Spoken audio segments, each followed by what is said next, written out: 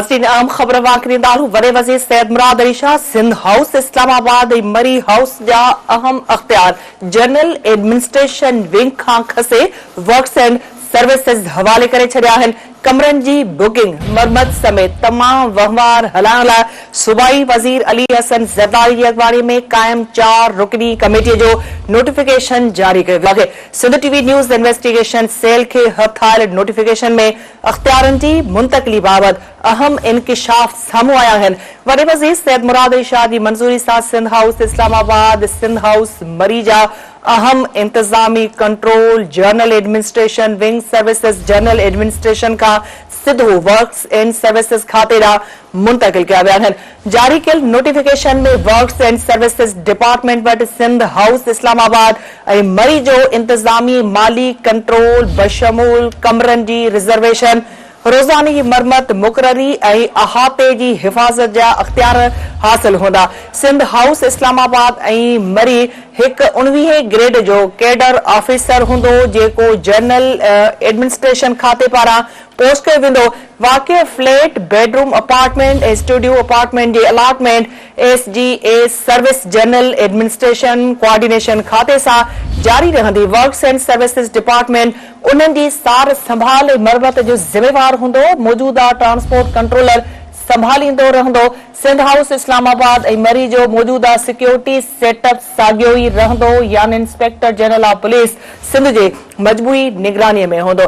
Sindh house Islamabad मरी जी मजमूई निगरानी लाइ 4 रुकनी कमेटी कायम कई वई आहे। कमेटीअ जो चेयरमैन सूबाई वज़ीर अली हसन ज़रदारी हूंदो। मेंबरनि में secretary works and services secretary JA SGA ऐं CD चीफ इंजीनियर इमारतूं ऐं वर्क्स एंड सर्विसेज शामिल हूंदा। इंतहाई अहम ख़बर खां अवांखे हिकु भेरो ॿीहर अपडेट कंदा हलूं त वॾे वज़ीर सैयद मुराद अली शाह सिंध हाउस इस्लामाबाद ऐं मरी हाउस जा अहम अख्तियार जनरल एंड एडमिनिस्ट्रेटर विंग खां खसे वर्क्स एंड सर्विसेज खां हवाले करे छॾिया आहिनि।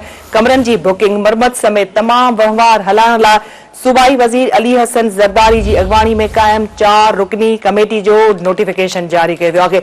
इन ख़बर जा वधीक अपडेट्स लाइ मालूम करण लाइ असां राब्तो कयो आहे Sindh TV news reporter GM Khokhar सां। GM अपडेट कजो इन ख़बर जे हवाले सां।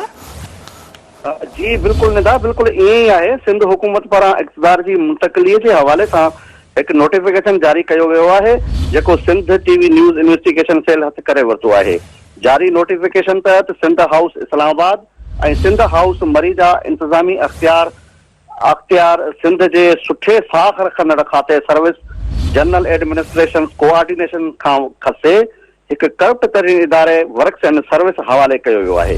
जारी नोटिफिकेशन में सिंध हाउस इस्लामाबाद ऐं मरीअ जी इंतजामनि ऐं हलाइण लाइ वर्क्स खाते जे सूबाई वज़ीर अली हसन ज़रदारी जी सरबराही में हिकु 4 रुकनी कमेटी क़ाइम कई वई आहे जंहिंमें मेंबरनि में 2 सेक्रेटरी, हिकु चीफ इंजीनियर शामिल हूंदा। जारी नोटिफिकेशन में ॿिन्ही हाउसिस जी फ़िलहाल बुकिंग सर्विस जनरल विंग वटि हूंदी ऐं इस्लामाबाद ऐं मरी हाउसिस में 19 ग्रेड जे ऑफिसर जी मुक़ररी भी आर्जी बुनियादनि ते GA खातो ॾिसंदो। अहिड़ी तरह सिंध हाउस इस्लामाबाद ऐं सिंध हाउस मरीअ जी सिक्योरिटी जा इंतज़ामनि जी ज़िम्मेवारी IG सिंध वटि हूंदी। अहिड़े नोटिफिकेशन जे अमल दरामद लाइ लाॻापियल समूरनि इदारनि खे आगाह कयो वियो आहे ऐं उहो वाज़े कंदो हलां त सिंध हुकूमत जी अहिड़े अमल जी वाज़े तौर ते को सबबु साम्हूं न आयो त हिकु सुठे खाते खां अख्तियार वापसि वठी इल्ज़ामनि जे वर चढ़ियल खाते खे आख़िरकार उहे अख्तियार मुंतक़िल कहिड़े बुनियादनि ते ॾिना विया आहिनि। असीं उन सबब जा मालूम करे जल्द पंहिंजे नाज़रीन खे आगाह कंदासीं। जी निदा। GM अपडेट करण लाइ वॾी महिरबानी। नाज़रीन इताही अहम ख़बर अवांखे ॾियूं पिया त वॾे वज़ीर सिंध हाउस इस्लामाबाद ऐं मरी हाउस जा अहम अख्तियार जनरल एडमिनिस्ट्रेशन विंग खां खसे वर्क्स एंड सर्विसेज हवाले करे छॾिया आहिनि।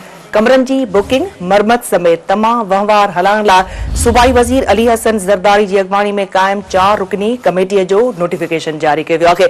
Sindh TV news investigation cell खे हथ आयल नोटिफिकेशन में अख्तियारनि जी मुंतक़िली बाबति अहम इंकिशाफ साम्हूं आया है।